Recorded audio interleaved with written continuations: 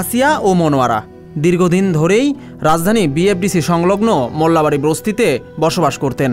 সম্প্রতি সেই বস্তিটি আগুনে পুড়ে গেছে, মাথা গোঁজার শেষ আশ্রয়স্থল পুড়ে গেছে। সেই সঙ্গে আয় উপার্জন করার শেষ সম্বলটুকুও শেষ। কোথাও থাকার জায়গা না পেয়ে তীব্র এই শীতে রেল লাইনের ধারে কাটছে তাদের জীবন। পুরার পরের থেকে এইভাবেই আসছি।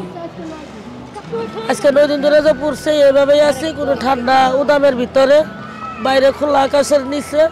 এখন বর্তমানে ঠান্ডা কুলাইতে না পারে একটা করে কাগজ কিনে আনছি, কাগজ টাঙ্গাইছি, কোনো রকম মাথা গুঁজে থাকতেছি। এখন থাকতে তো হইব, অতিরিক্ত ঠান্ডা গেছে। আমরা মনে করো যে এখন বর্তমানে কি করবো, কোনো তো ভুসি বাসি ছালা ছুলা টুকাই না, কোনো রকম আগুন টাগুন ধরে জীবন বাঁচাইছি। কিন্তু যখন পুরা গেছে তখন তো আমরা কিচ্ছু বাইর করতে পারি নাই, একবারে নিঃস্ব অবস্থা বাইরে যাইছি। জীবনটা যে বাইর করে আনছি এটা আল্লাহর কাছে লাখ লাখ শুকরিয়া। কোনো কিছু আনতে পারিনি, একবার তো মাথার উপরে আল্লাহ সহায়, আর দুনিয়াতে মাটি সহায় আসছিল, আর কিচ্ছু আসছিল না। এই যে আমার গায়ের একটা চাদর, এটারও মানুষের দান। কেউ কাজে ভাড়া গেছে, কেউ দুলি রুট গেছে, কেউ তেজকুনি ভাড়া গেছে, কেউ হাতি জিলে গেছে। আমরা এইখানে আছি। আমরা জানি আমরা ঘর পাই নাই, ঘর পাই নাই বেদে এনেও আছি। রাতে 2:20 আগুন ধরছে, দেখে করতেছে আগুন ধরছে আগুন ধরছে। আমরা ঘুমাতে কানের মধ্যে আওয়াজ গেছে, মেট্রোল বেড়ারা অনেকছে আগে কানের মধ্যে আওয়াজ গেছে। পরে আমরা উঠছি, উঠে দেয় আগুন। তাড়াতাড়ি করে আমার 3 জনের যা ছিল তাই নিয়ে খালি যান বাঁচাচ্ছি। সব শেষ, সব চাই কইনা যাক। 1 খিলি পানের পয়সা নিয়ে বাড়াইতে আরি নেই, হেলে তো বেকার আর বয়ে রয়েছি।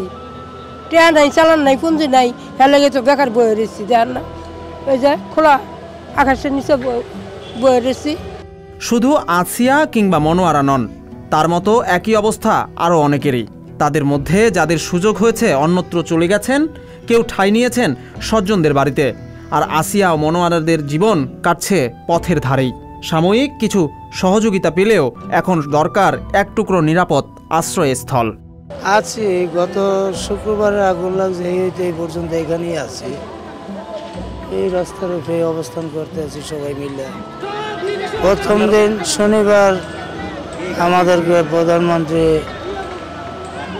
কামাল সাহেব রাষ্ট্রপতি উনি আমাদেরকে অনুদান দিয়েছে। আমরা একটা কম্বল পাইছি, করে চাউল পাইছি, করে তেল, এগুলো পাইছি।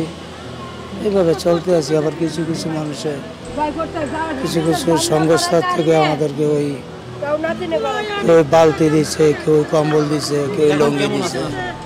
আছি এখন মোটামুটি আছি। একটু কর্ম যখন করি এখানেই থাকতে হয়, যাওয়ার তো জায়গা নেই আমাদেরকে।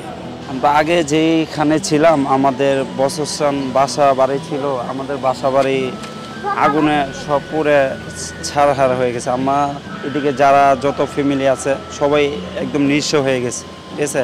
এই কারণে রাস্তার মধ্যে সবাই তিরপাল বেঁধে রাস্তার মধ্যে এখন থাকতেছে, ঠিক আছে। কারণ এছাড়া কোনো উপায় নাই। ঠান্ডাতে অনেক কষ্টে দিনকাল কাটাচ্ছে।